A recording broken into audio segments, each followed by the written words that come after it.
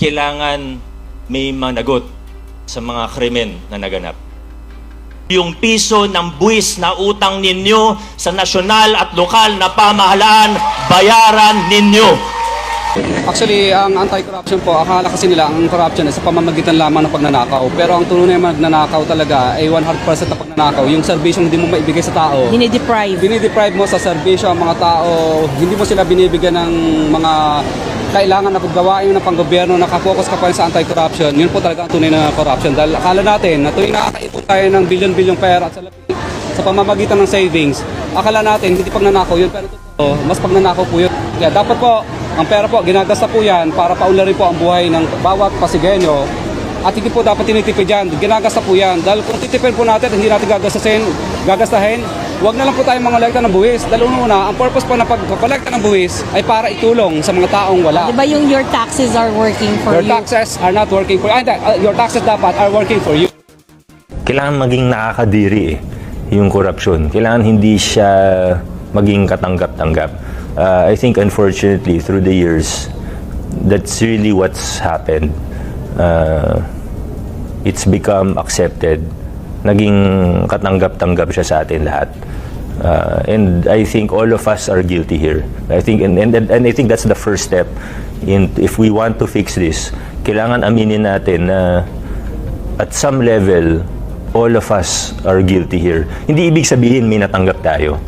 Pero ibig sabihin at some point hinayaan natin na pumayag tayo na naging perception natin or thinking natin na hindi, ganyan talaga pag politiko talagang yayaman yan, pagka mayor na talagang yayaman yan, ganoon talaga, parang naging accepted siya kahit magtanong tayo sa ordinaryong tao, mag-random survey ka, tanungin mo siguro, ang politiko ba yung mayaman? Karamihan sasabihin, oo naging accepted I think that's the first step. We have to challenge that thinking, challenge that system, challenge that culture, basagin natin yun. And the first, again, isa sa unang kailangan gawin, pag-usapan natin. Hot topic now online is yung mga vloggers, social media influencers, content creators na nagfa-flaunt ng wealth nila and then apparently connected pala sila sa isang contractor. Do you think that should be frowned upon? Or at least, should we build a mindset na kapag nakita tayo ng, wow, sobrang yaman, dapat ba may instant instinct na tayong ma-develop na saan mo nagaling?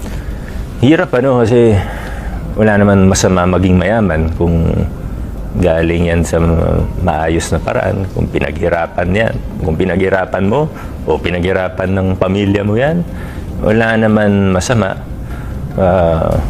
Of course, as public officials, we have a code of ethics. Ostentatious display of wealth is also not good regardless of the source. Pero siguro yung mga nakita talaga natin na connected sa contractor, sila naman nag-post nun online, di ba? So, bigyan natin sila ng atensyon kung gusto nila. Pero as you mentioned, medyo accepted na nga na instead na i-question kung saan galing to. Yeah, parang tama ka doon. Talagang yun nga I think that's one proof o malakas na ebidensya na yun na naging katanggap-tanggap siya. Parang hinahangaan pa natin. I guess everything that's happening now for the better. I think it's all for the better. Papaisip na tayo ngayon, di ba? Pag may nakita na tayo, pinagmamalaki yung travels, luxury cars, nasa yate nagpa-party, gano'n. At least, ngayon, papaisip tayo. Papaisip na tayo. Kasi ako, marami naman akong kakilalang mayayaman, may malalaking negosyo, pero hindi naman ganun. Kahit mga siguro pabilyonaryo na, hindi mo naman ma-afford yung ganun without mentioning specifics, yung mga ibang nakikita natin even on social media, parang imposible unless hindi pinaghirapan siguro. And branding it as aspirational. Yun nga. Sabi nga, dati ang usong mga kwento, from rags to riches. Ngayon daw, ang uso ng kwento from rags to riches. Kaya medyo nakakalungkot. Pero kailangan nga, pansinin natin yung mga ganong kwento, yung mga ganong pagkakataon. Gawin natin siyang hindi normal at gawin natin siyang hindi nakaka-inspire. Ang naramdaman ko lang po, parang kami po ay pina-persecute, parang hindi po siya prosecution kundi persecution. Kasi parang nung mabalitaan nila na kami ay mukhang kakaibang kilos namin dito at pagtulong ang ginagawa namin. So kinasuhan kasi una-una for the last 5 years po at saka ilang taon na po nakakaraan, hindi naman po talagang hirap na hirap kami makapag-comply ng mga building permit pero hindi naman po nila kami kinakasuhan. Pero this time, talagang kinasuhan na samantalang ongoing po ang process namin ng pag-a-apply po ng occupancy permit. Opo. So, ibig sabihin, sana man lang, pinakomply niyo po sa amin bakit kailangan pang kasuhan. Ang inaalala ko lang po, paano naman po yung mga malilit na tao na ang 12,000 po para sa kanila, isang sweldo na po nila yun sa isang buwan. Opo. Kung 3 ulit, o di kaya ilang klaseng kaso ang kakaso sa kanila, plus hindi pa po kasama doon yung bayad sa abogado, hindi pa kasama doon yung appearance fee para sa abogado. So, mabigat po sa isang normal na tao yun, kahit middle class, yung ganong klaseng expenses. Sir, sabi niya po kanina doon sa interview kanina after niya po mag-file ng COC, nanawagan po siya sa public to be vigilant kasi ang at stake daw po dito is the integrity of national and local elections. Kasi daw po, yung St. Timothy na related daw po sa St. Gerard, merong mga cases ng fraud, misdeclarations, paggamit ng dummy, anomalies in different contracts. Actually, sa St. Timothy, naging isa po kaming incorporator dati ng 2016 sa St. Timothy po. Pero kami po ay wala na po kami sa St. Timothy. So, hindi ko alam kung saan nanggagaling po yung ganyang klase ng kasinungalingan. At ang fraud po na yan ay wala naman po katotohanan. Hindi nga niya mailabas po yung fraud na yan or BIR. Ang katotohanan po niyan, lahat po ng mga lisensya po namin ay kinasuhan po niya ng fraud daw sa Pasig City Hall at kinalkal niya for the last 10 years po ng business permit po namin ay kinalkal po niya at iniimbestigahan at kinakasuhan po kami niya ngayon.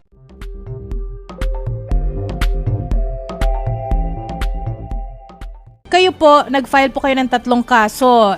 It says here, dahil may kakulangan yung ng occupancy permit, yung company nila, no? Tapos 3 pang kaso, dun naman sa issues, dun sa business permit ng kumpanya nila na St. Gerard. Medyo mahaba yung pangalan, pero yun. So, ang tanong daw ng iba ay bakit ngayon lang inaksyonan po ninyo? Kasi pwede naman daw sa loob ng, within the past 5 years, pwede naman daw pong inaksyonan yun nun. Bakit daw ngayon? Ma'am, ganito po yan. Yung mga impormasyon na yan, hindi po ba nanggaling sa kampo po nila? Sila po yung nagpapa-press release. Ako po, ginagawa ko yung trabaho ko bilang mayor. Pag may recommendation ng legal na kasuhan, ay pa-filean po ng kaso. Pero never ko po pina-press release yan. Hindi ko po pinost. Sila po yung nag-share niyan para ilabas po nila yung victim card nila. Kaso ito po ang talagang problema natin. Hindi naman po pwede na pag alam mong makakasuhan ka na o pag alam mo na marami kang paglabag sa batas na iniimbestigahan ka na, ay bigla ka na lang sasali sa politika para pwede mong sabihin na, ay, hindi, politika lang yan. O kasi pinag-iinitan po kami. Alam na alam po nila na nagsimula po yung mga investigasyon. Wala kaming ideya. Pare-pareho po tayo na walang ideya na papasok sila sa politika. Sa madaling salita, nauna po yung mga investigasyon. In fact, sila po ang nagpatunay nito, hindi po ako. Kung matatandaan po ninyo, kung napanood po ninyo yung isang statement nung asawa po niya na si Mr. Curly, na sinasabi niya nga po na napilitan sila. I quote, sinasabi niya, napilitan daw sila na tumakbo. Dahil doon sa mga kaso. So, wag po nilang sabihin na dahil tumakbo ay kaya sila kinasuhan. Sila na mismo ang umamin na kaya sila tumatakbo dahil may mga kaso po sila. Since itong pinag-uusapan nila or talagang minimension nila Mayor Vico, no, itong mga permits like occupancy permit, business permit, ang sinasabi kasi daw nila dito ay hirap na hirap daw silang mag-comply dito sa mga permits na ito. Tapos ngayon daw na ongoing na daw yung proseso. If I may interrupt po, Go no? ahead. Kaya po sila nahihirapan kasi sa mahabang panahon o sa itong nakaraang dekada, nasanay po sila na puro illegal po ang ginagawa nila. Nasanay po sila, magpapatayo sila, mag-apply sila ng kung anong permit, tapos hindi pa sila susunod dun sa permit na nakuha na nila. Kasi yung sinasabi pong isang building dito, may permit po sila at sila naman po yung gumawa ng mga plano na nandun po sa building permit. Pero hindi pa po sila sumunod, iba pa yung ginawa nila. Pero yung issue po ng permit, wag po tayong ma-distract doon. Kasi sa totoo, mababaw lang po yun. Sa totoo, kaya po sila siguro yung sinasabi nilang bigla silang napilitan or kung ano man yung exact words na ginamit nila. Pasensya na, hindi ko maalala yung exact words. Provoke daw. Provoke. Kaya sila provoke to run. May iba pa silang statement na ganun. Na provoke daw sila tumakbo. Halatang mali yung intensyon. Pero ang sinasabi po natin, yung mga investigasyon, hindi lang po patungkol sa permits, hindi lang occupancy, hindi lang building, hindi lang business permit, kundi sa tax po. Tax fraud, tax evasion, yung totoong investigasyon na nangyayari na siguro nabalitaan nila yun, medyo kinabahan sila kasi ang lalaki po talaga na lumalabas, yun po siguro. Yung iba naman po, mga decision, online na naman po siya, hindi lang naman sa local, pati po sa BIR, marami po silang problema. Pati sa DPWH, twice na po silang nasususpend. So paano po nila sasabihin na pinag-iinitan ko sila? Samantalang 2015 pa lang yata, may mga kaso na po sila, na blacklist po sila. Gumawa sila ng bagong korporasyon, tapos ngayon, recently, may mga na naman, may tulay sila na gumuho. Hindi ko naman po kasalanan yun. Yung mga ibang proyekto nila, sinasabi nila wala silang project sa Pasig, pero ang dami nilang project dito. Yung sa Youth Development Center nila, isang korporasyon din po yung may kontrata. Nananalo pa nga sila dito sa LGU. Sa totoo po, nananalo pa po sila. Hindi ko po sila hinaharangan na sumali dito. Basta sila yung lowest qualified bid, sila po yung nananalo. Problema, ang daming mga issue dun sa mga pinapatayo pag sila po yung may hawak. And I think this is something that we've seen nationwide, yung mga CDPGs. Pero hindi po para i-discuss yun eh. Sila lang naman po at natanong nyo po. Kaya kailangan ko pong sagutin. Pero kung hindi naman po sila mag-iingay, hindi po sila magsisinungaling, hindi na naman po ako magsasalita sa publiko. Pero yun nga Basta po, gawin ko lang po yung trabaho ko. Mayor, yun nga po, just to enlighten us, syempre bukod sa mga diskaya, marami pa rin kayo na iba na pinapaimbestigahan about yung mga you think there are faulty things happening. Meron po, may mga iba rin naman kaming nasampahan ng kaso, pero hindi naman po para kilala niyo naman ako, hindi ako nagpapa-presscon, hindi ako nagpapaganyan. Basta tatrabaho, may nagtanong, kailangan ko po sagutin. Kasi kung susubukan akong baliktarin, hindi po ako papayag. And ngayon, yung talagang Dito ka na-trigger. Bakit? Do you feel, Mayor, na yun nga parang nababaliktad ka rito? Totoo naman po. I've said this several times. Yun naman po talaga, naintindihan ko naman kung ano yung strategy na ginagawa nila. Kaya sila presscon ng presscon. Gusto po nilang baliktarin ang kwento. Pero malinaw na malinaw at nahuli na rin sila sa sarili nilang sinasabi na kaya sila pumasok sa politika dahil may mga hinaharap silang mga kaso. Siguro tingin nila pag nakakuha sila ng posisyon ay matatakasan po nila. Hindi naman po pwede yun. Hindi rin tayo papayag. Hindi naman politika ang consideration ko dito. Kasi sa totoo, mas malakas yung kalaban ko noong 2019. Mas malakas yung kalaban ko noong 2022. Vice Mayor, Mayor yun eh. So kung political considerations lang, hindi na para pansinin sila. Pero hindi ako papayag na lalabag sa batas, may mga problema sa taxes, permits, etc. Ito pa, may issue pa yung sa COMELEC na kasama sila, they are a party dun sa joint venture ng Miro, hawak nila yung automated election machines.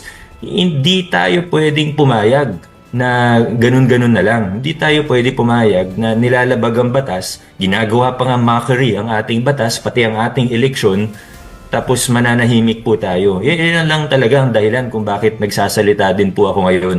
Hindi political consideration o yung politika ko, hindi yun. Kasi okay lang ako dito.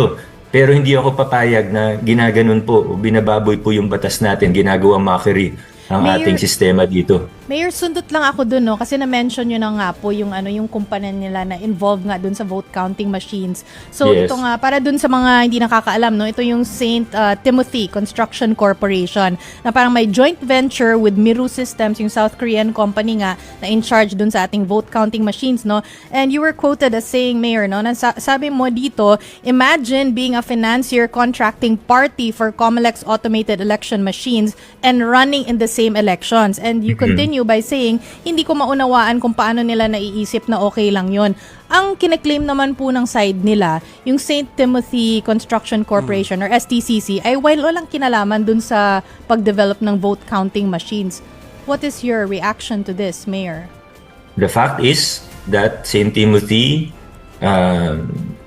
is or was a part of the joint venture. So, kahit anong sabihin nila, kasama sila doon. And in fact, yung mga leaders nila, hanggang ngayon, pinagmamalaki yan. Hindi ko alam kung sila directly, pero definitely, yung mga leaders, yung mga tao nila, yung mga ibang tumatakbo sa ilalim ng slate nila, pinagmamalaki po yan. Kahapon lang may meeting sila kasama ng isang NGO dito sa Pasig. Sinasabi nila na, ay, hawak namin yung Miru sa Comelec. Pinagmamalaki nila yun. So, hindi talaga tayo pwede pumayag na ginagawang mockery o magkakaroon ng duda. At ako naman po ay nagtitiwala din sa Comelec, kina-chairman, na aaksyonan po nila ito. Kasi maling-mali po talaga eh. Pag nag-bid kayo sa city, walang problema. Kayo manalo. Walang problema. Hindi kayo hinaharas, hindi kayo pinahirapan. Pero, nagtataka ako sa inyo. Kasi, di ba AAA kayo? Quad A, o hindi lang pala AAA, quadruple A pala kayo. Kayo isa sa pinakamalaking contractor sa buong Pilipinas. Sa sarili ninyong syudad, hindi ko yung mga ng permit. Bakit gano'n? Ito, pare, anong permit niyan? Meron, sir. Ano nga ang permit? Building permit. Meron building permit. Ilang floors yung in-apply niyo ng building permit? 4. Ilang floors yan, pare? Sir, ito na rin for Ano una? Permit o construction? May permit na po. May building permit. So, kukuha ka ng permit na 4 floors, tapos magtatayo ka ng Hindi, sir. Three, Ito, four, boss, hindi yan 6 stories pa yan? 7? 5 lang po. Oh, pero yung permit Yung ko 4. sir, for ina-apply na namin yung So walang permit yung 5th floor niyan. Oh, malinaw sinasabi niya walang permit yung 5th floor. In-applyan nila 4 floors. Itong building pa lang po ito, hindi pa kasama itong mga to. Bakit ganun ang nangyari?